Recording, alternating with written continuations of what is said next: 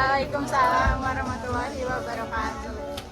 Dan di pagi hari ini kita alhamdulillah bisa datang secara bersama berkumpul gitu.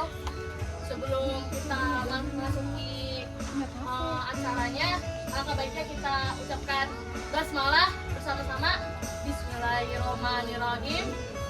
Baik, untuk teman-teman semuanya apa kabar? Baik? Baik. Ya, alhamdulillah ya, baik. Perkenalkan, nama saya Tasya Nanda Sri Munandar. Oke, saya akan ngasih pengenalan untuk acaranya.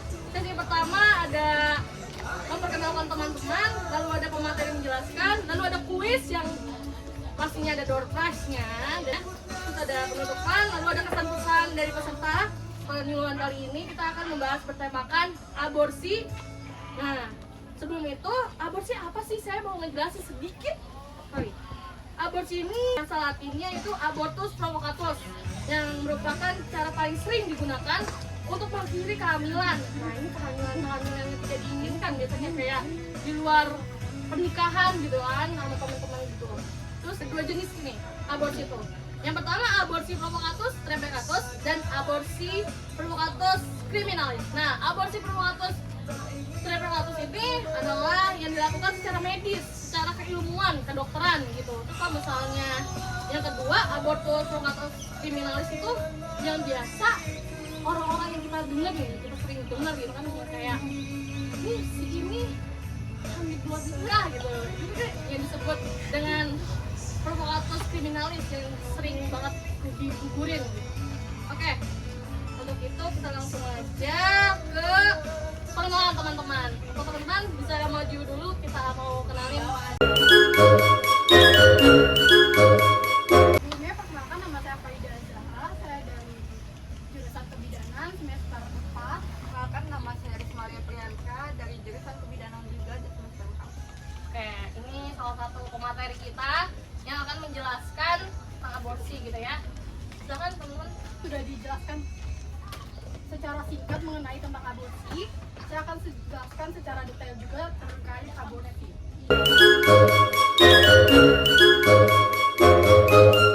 Menurut WHO, abortus adalah keadaan di mana terjadinya pengakhiran atau ancaman untuk berakhirnya kehamilan sebelum fetus hidup di luar kandungan. Fetus belum dapat hidup di luar kandungan jika usia kehamilan belum mencapai 28 minggu. Terus juga ada jenis-jenis abortus. Jenis-jenis abortus itu ada dua. Yang pertama itu ada abortus alamiah dan juga ada abortus terencana. Untuk abortus alamiah sendiri itu penguburan ini tidak dipermasalahkan dalam hukum dikarenakan tidak ada unsur yang disengaja di dalamnya. Untuk abortus alamiah sendiri ini terjadi karena benar-benar di luar kendali dari kita. Biasanya itu penyebabnya karena pendarahan ataupun kecelakaan. Sedangkan abortus terencana juga dibagi menjadi dua, yaitu ada abortus artificialis therapicus dan juga abortus provocatus criminalis. Untuk abortus artificialis therapicus sendiri itu abortus yang dilakukan oleh dokter atas indikasi penyakit medis. Biasanya itu adanya kecacatan janin atau juga adanya penyakit dari ibu.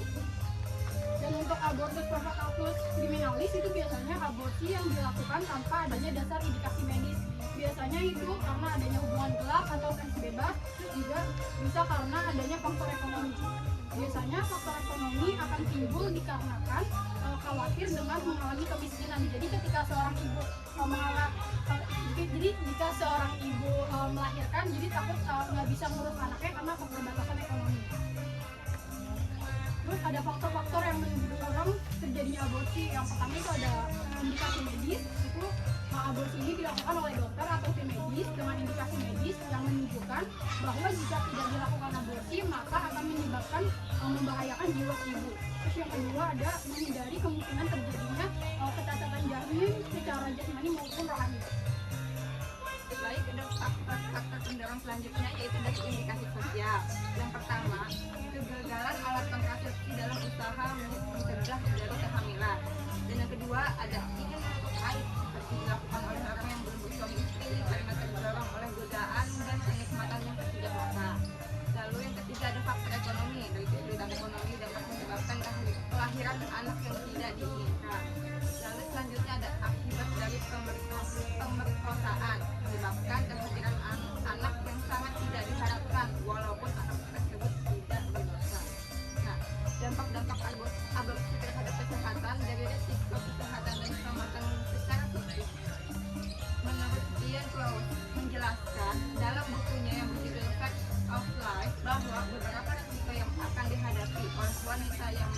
aborsi, yaitu ada kematian mendadak yang dikarenakan pendarahan yang hebat, kematian mendadak yang dikarenakan anestesi atau pembiusan yang gagal, kematian secara lambat akibat adanya infeksi yang serius seperti kandungan, rahim yang sobek, kerusakan pada leher rahim, kanker pada payudara karena tidak seimbang hormon estrogen pada wanita.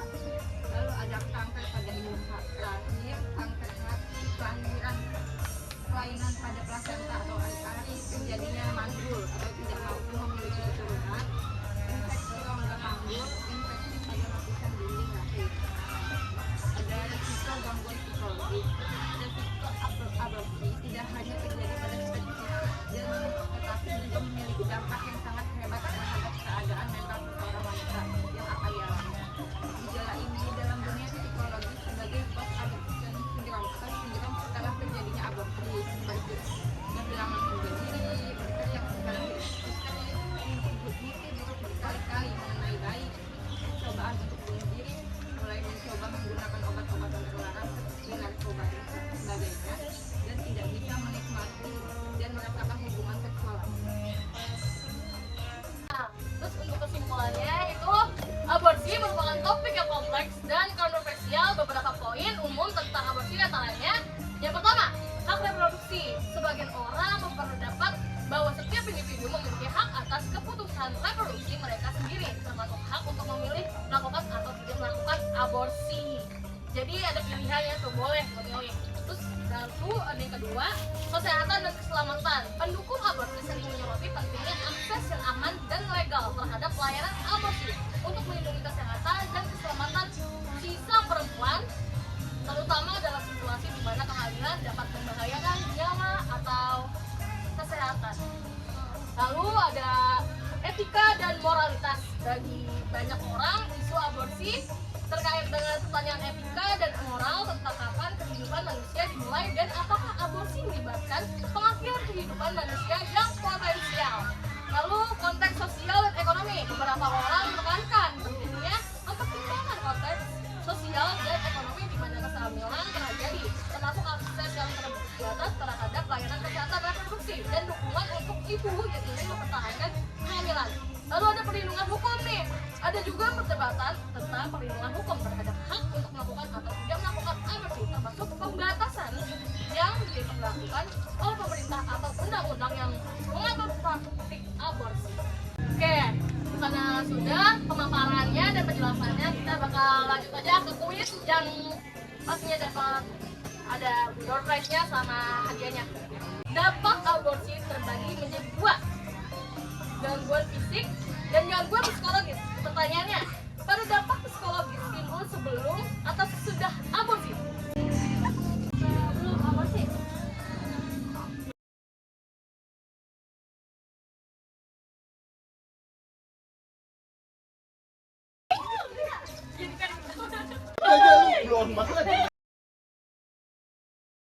Ada yang mau ngasih kesan-pesan? Boleh banget, nanti kita kasih hadiah juga.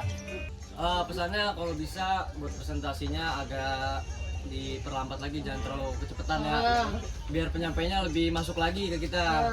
Pesannya, aborsi ini tentunya penting banget ya kan buat masyarakat sekitar, karena belakangan ini banyak banget hamil di luar nikah, pemerkosaan segala macam. Nah ini bagus banget kalau bisa lebih dikembangin lagi buat aborsi ini, terutama di media-media sosial. Itu aja sih. Ya, sekian.